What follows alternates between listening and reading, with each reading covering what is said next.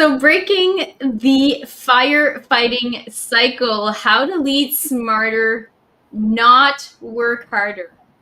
My name's Melissa. I'm an executive coach and a management consultant. And what I do day to day is I work with high level managers and executives, and I help them enhance their leadership communication and build up their executive presence so that they have more impact while creating some balance for themselves, while working from that place of leading smarter and not working harder. All right. And joining me today is Kay. Kay is part of my team. And Kay, tell us a little bit about you. Sure. Hi, everyone. I'm Kay. I'm the client solutions specialist, which means I help Melissa connect and empower leaders by equipping them with the right tools to elevate their executive presence in and out of the office. Today, I am here to give you the employee perspective, not from the leader's side, but from the person working with someone such as Melissa, someone who has really clear boundaries. And I can say it totally changes the way you experience work. So I'm very excited to dive deep into this with you. Yeah. All right. So I'm happy you're here, Kay. And I'm Thank sure you. you're going to have lots to contribute.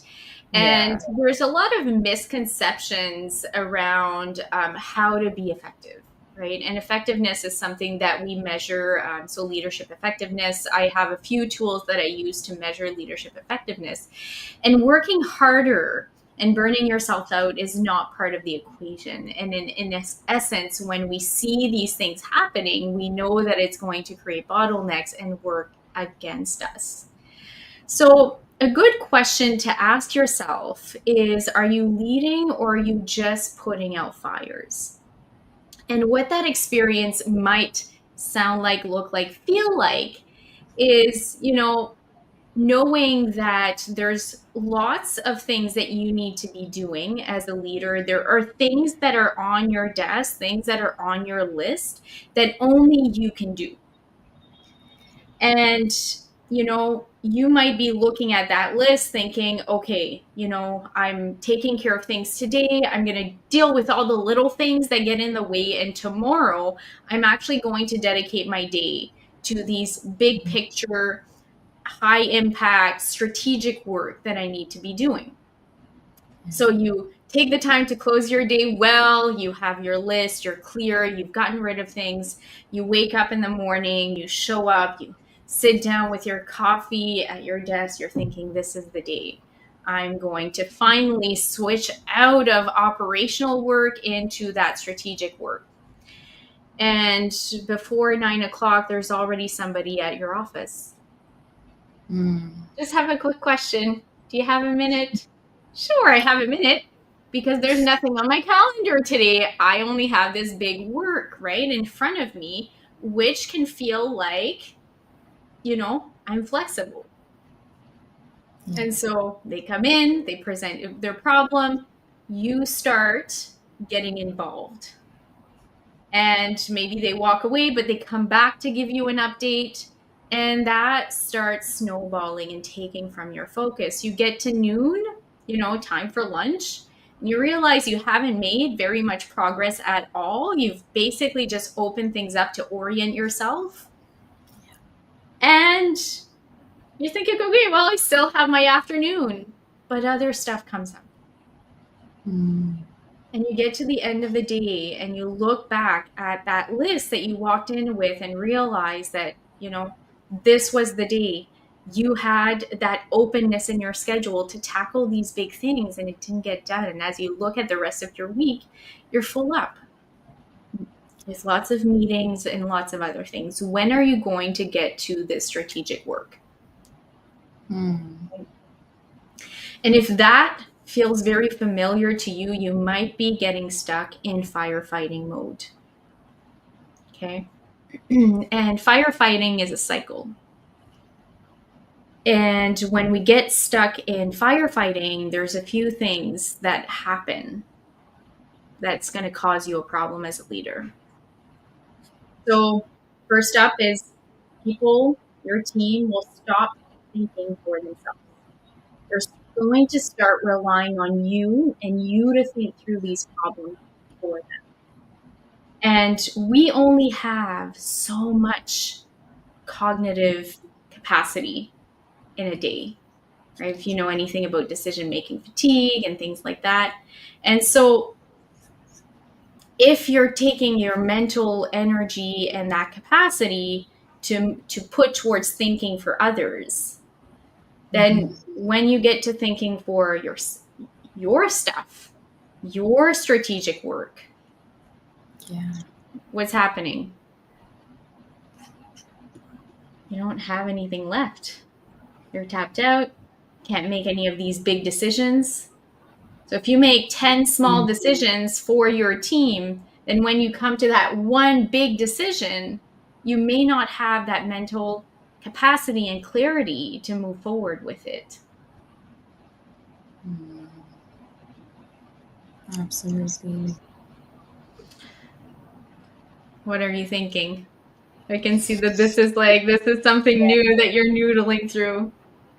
Yeah, I think like when I think about this firefighting leadership, what Mm-hmm. comes to my mind is like there's no structure, just a lot of rushing and fixing and like scrambling, and kind of I completely agree with what you said. Like this team starts looking to the leader for every answer, and that creates a sort of dependency, and people eventually stop thinking for themselves. They stop taking initiatives.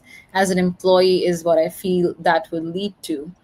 I've Yeah. seen this, but I've also seen the opposite, like working with you, where if something comes up, you will ask me what I think first and then guide me. And then that comes under my line of work or my tasks. I know very clearly what I need to do. Or let's say if there's something that you're busy, so you will just say like, here's when I'm available this week, so let's plan accordingly. So that sort of creates a lot of trust, and the space gives me the space to like step out or step up and not just check in with you for every little thing that I need. Yeah. So yeah, and that's very important. Yeah. And so part of what I do with my clients is we do look at that cognitive capacity and seeing Mm, where they're at and what they're needing in order to be effective with their strategic work, mm, and how that attention and focus is being distributed and what is costing them, what is causing unnecessary mental load, cognitive load. So that is just one problem with firefighting. The second problem is you're burning out. If you get stuck on overdrive and you are gritting through every day, and grit is a beautiful thing until all you're doing is gritting. mm, And what happens with people in management positions is usually it's that grit and that ability to problem solve that got them promoted, right? mm. Right, Right. absolutely. As we look out and we look at who is or who could be a manager here or has that leadership potential, who stands out are the high performers, are the people who are good at problem solving, are the people who are intrinsically motivated that always go above and beyond. And that's typically kind of like the lens that we're looking at promotion Mhm. through. When, you know, if you're in that position of looking for your leadership, your potential leaders or your leaders of the future, talk to me, because there's a few more lenses that I'd like to add to that will make it more effective. But those are the things that get us promoted. That is why you got promoted, and therefore we are operating under the assumption that we need to keep doing that. Mm. But that's not what's going to get you to the next level. It's not, you don't have to do backbreaking work to get to the next level. And I hope in sharing that, that gives you a little bit of hope. It does. Yeah. right? So if you're watching today, if you're watching on the replay, I hope that gives you a little bit of hope that the back-breaking work that you've done so far, you don't have to keep doing in order Mm, to get to the next level. And I would say it's keeping you keeping engaging in that back-breaking work is actually preventing you. It's creating that glass ceiling. that's such a powerful insight. Mhm. And the third problem with firefighting leadership is your impact shrinks. So if Mm, we think about why we wanted to become a leader, because leadership, in a lot of ways kind of sucks. You take a lot more responsibility for a little pay bump, yeah, yeah. right? You get to be responsible for yourself and for others and for the work and for the ultimate output, um, Hmm. which means you're carrying stuff with you outside of just the 9 to 5. You're Hmm. caring for more than just yourself. You're caring for other people and their success, their struggles, you know, and if something goes wrong, you're the door. You're the one that needs to handle the problems. And so it comes with a lot of responsibility. And why we do it is because we want to have a bigger impact. That's the driver.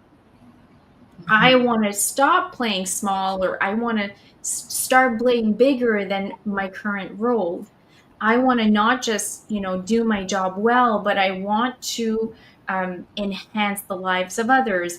I want to have a say on how, the bigger picture and decisions that are being made and how we're impacting the community or service delivery to clients. I care big picture.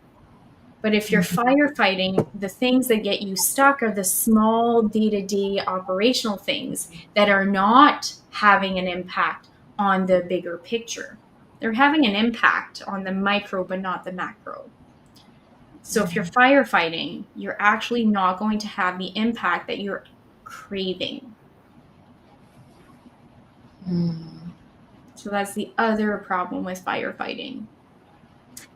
And then if you kind of play that out over time, you keep firefighting, you keep not having the impact that you want to have, you keep engaging in backbreaking work, you keep having all of this added responsibility, and you start doubting, why am I doing this? mm, Do I really like this? Is this what I signed up for? Can I continue? How long can I continue? And when you start feeling that burnout come in, mm, that's when you start saying, I have to take care of myself.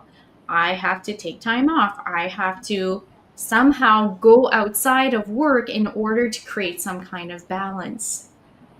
But here's the thing, mm, it's not going external to find balance that's going to create balance in your 9 to 5. And that's a really big driver for me in my work. And what I see every day is we find that the time-based boundaries that we'll set up and the things that we'll do outside of work to try to create some balance or to try to take care of ourselves is not enough. It's not stopping the burnout. It's not making that time during your workday any better. mhm, It's not enough. It doesn't solve the problem. So I like to go way beyond that and look at how do we create balance and how do we, step out of that firefighting into being more effective during the 9 to 5. And the answer is not more work. The answer is being smarter, not with your time, a little bit with your time, but a lot with how you're functioning in your role. mhm. All right. Is that making sense to you? Absolutely, absolutely. A All lot of right. sense. I've made a checklist. So if you're listening to this right now and you're thinking, Am I there? Am I reactive? Am I stuck there? I have like a quick checklist for you to self-check to see if this is for you. If you are maybe stuck there a little bit more than you would want to. All right, do you want to hear it? Mm-hmm. Mm-hmm. All I'm right. ready. All right. So this is most of these questions are yes or no. So grab a piece of paper and a pen. All right. All right. Question number 1. Mm-hmm. Do you spend more time reacting to problems than working on long-term goals? Do you spend more time reacting to problems than working on long-term goals?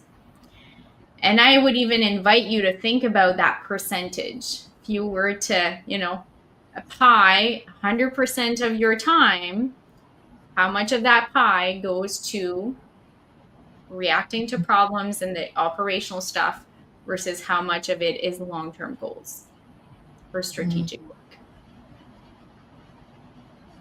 All right. Number 2, is your calendar, so if you were to open up your calendar, is it packed with meetings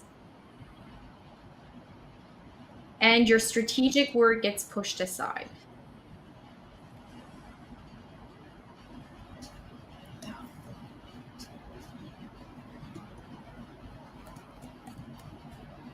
Number 3, does your team regularly come to you for solutions to things that they should be able to handle by themselves? I kind of want to ask you that. Mhm. No, no. The answer is no. Yeah. You come to me when it's a first time thing, and then it's very clear who gets to take care of that moving forward. So it's usually the first time, Mm-hmm. and then the responsibility gets handed over. Do you struggle saying no to tasks that are actually yours, that aren't actually yours? So things you shouldn't be doing, but you're having a hard time saying no. And here I'm going to add that this request might be coming from your team, but it could also be coming from your upline. Are you having a hard time saying no to things that are not yours? Oh, Mm-hmm. this is a good one. Do you feel like you have to be available 24/7 or everything is going to fall apart? Now, this is a feeling, Yeah. okay? Do you Mm-hmm. feel like if you're not available, things are going to fall apart? So we know cognitively that is not true, but do you feel it? And I have felt that a whole lot in my career. I don't feel that anymore. Yay. And then and then the last self-check question is, are you constantly exhausted at the end of the day? So when you leave work at 5, do you feel exhausted? Mhm. All right. And if you've answered yes to many or most of these questions, let's look at this. Okay. Yeah. This is not sustainable. And I've got 5 really, really great tips for you to create that shift from firefighter to strategic leader, which is where you really want to be. Okay. Less operations, more strategy, more big picture, more impact. All right. Ready? Want to know? Stop being the first line of defense. There. You have to stop doing it. You have to stop Yeah. doing it. And that means you're going to start start operating differently when you're relating to your employees or to others in the business. Because the firefighting, I'm saying like your employees come to the door, could be anybody from your uplines, your colleagues, anybody in the organization. So you need to stop giving the answer and start teaching people how to think. So don't do the thinking for them, but help them know how to think through this problem. So that Mm-hmm. means instead of giving the answer and doing the work, you're going to step into more of a mentor or coaching like role in order to enable the other person, empower, enable them, and build up their capacity to do it by themselves. And if they have the capacity, can be the confidence to do it by themselves. Mm-hmm. Sometimes we wonder, why aren't they doing it? They're capable of doing it. There is something getting in the way, right? We're going to stop being that first line of defense. And then we're going to define what's actually yours to handle. Because there are some problem solving that are definitely yours to handle. Yeah. So, what falls within your scope and what is out of scope? And if those boundaries are fuzzy to you, they're fuzzy to your team. Mm-hmm. So, if you can imagine your role really creating some clear bounds, what is inbound, what is outbound, and out of bound, and think about the overlap. So as Kay comes to me for something, I'm going to figure out my role in that problem and her role in that problem solving, Yeah. right? And so the overlap could be like this or it could be like this, depending on how that strategy relates to strategy, Mm-hmm. how critical. And if it's reversible, whatever decision is being made, reversible or irreversible, if it's irreversible and critical and impacts the strategy, the more involved I need to be because that is within bounds for me. Mm-hmm. Making sense? Absolutely. All right, clear bounds. Empower your team, don't enable them. So it's really important to think about your role with your team, and it kind of relates to the first point that I made. Okay. Mm-hmm. How are you going to be present and supportive and empower them, but not enabling them, not reinforcing this pattern that we've been living? And that's going to mean you're going to challenge them. You're not going away. You're not saying you're on your own. I'm out. Mm-hmm. We're going to remain present, Yeah. and we're going to figure out what role we're playing here. And we're going to challenge them and get them. So that means it's going to be uncomfortable for them. It's going to be uncomfortable for you. And that's okay. We're going to work through the discomfort. When we start changing how we operate and how we relate to our employees or anybody else in the business, there's like kind of an awkward period. Mm. It's usually more awkward for you Yeah. than for them, but we need to move through that awkward period. Mm. And it's okay for it to be awkward until it becomes the new reality. Yeah.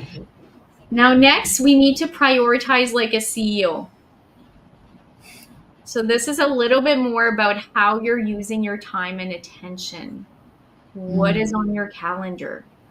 How you will distribute that. And if you're prioritizing like a CEO, you're thinking about putting your time and attention into the important, non-urgent matters. For those who know the time matrix, we're looking at the strategic goal, the things that have a bigger impact, the things that are critical, the things that are going to affect the bigger picture. And we're going to deprioritize those smaller pieces that aren't going to have a big impact. So as we're deciding how much time we're going to dedicate in our agenda, we're going to be looking at it through that lens. Mhm.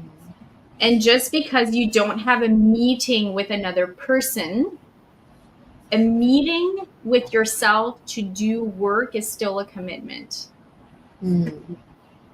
So It is. that day, that I talked about, that you had cleared out to do that big strategic work that got hijacked by all the little problems, had you looked at that day as a fully committed day in which you are not available, Mm. you would have been prioritizing that strategic work.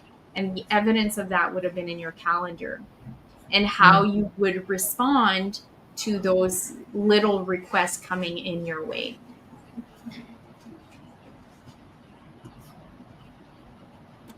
And we're going to create space for real leadership. So we're going to get ahead and be taking really proactive decisions in how we're using our space, our mental space, our calendar space, our time space, our physical, right? What goes into your office, Mhm. so that you can focus on leadership and not managing the small things, but leading the people from that higher perspective. So there's a lot that you can do to change this. These are these are 5 shifts that I help my clients make every day. And because I know that this is important, and that Mhm. we can't make real change in our organizations, in our cultures at work, if all of the Mhm. leaders are stuck in reacting, in firefighting, and burning out. Mhm. I have created a masterclass that's going to help you reevaluate where you're at, what's going to make that difference between the 9 to 5, and how you're going to create balance so that when you are called to be your best, that you can actually step into it with energy, with heart, and show up as your best self in those tough, challenging leadership moments. And so Mhm. that masterclass is called Boundaries and Balance. It's happening tomorrow. So if you haven't grabbed your seat, now is the last chance. Yes. Essentially, you can grab your seat till tomorrow morning. But if you've been thinking about it, this is your reminder. Go ahead, click the link in the comments to Yes. grab your seat. And I believe the link is, if you go to inchargecoaching.ca/masterclass, it's really easy. All you need to do is put your name, your email address, click register, and then you will receive an email that confirms that. In the email, you will find the Zoom link to join us tomorrow. Very important. Yeah. And it's happening at 12 p.m. Eastern. For my Atlantic folks, that means 1 p.m. It's 2 hours that you're going to invest. And that 2 hours that you're investing is going to pay you back in time, attention, energy, and balance. And I can't wait to work with you tomorrow. So grab your seat, join us. We have a nice workbook all lined up for you. Is there anything that I missed, Katie, that a person might want to know about the masterclass? Well, I would just like to add that showing up live is where the magic happens. The chat, the Q&A, the energy in the room is a whole experience that you have to live to experience that. We have had leaders tell us they have walked away from this session with clarity they didn't even know they needed. So, yes, definitely do grab your spot. I will be dropping the link in the comments. And if you are already registered, do invite a colleague or send it to your manager and definitely make a calendar block. And we'll see you there. All right. There you have it. We'll see you tomorrow. Bye. Bye.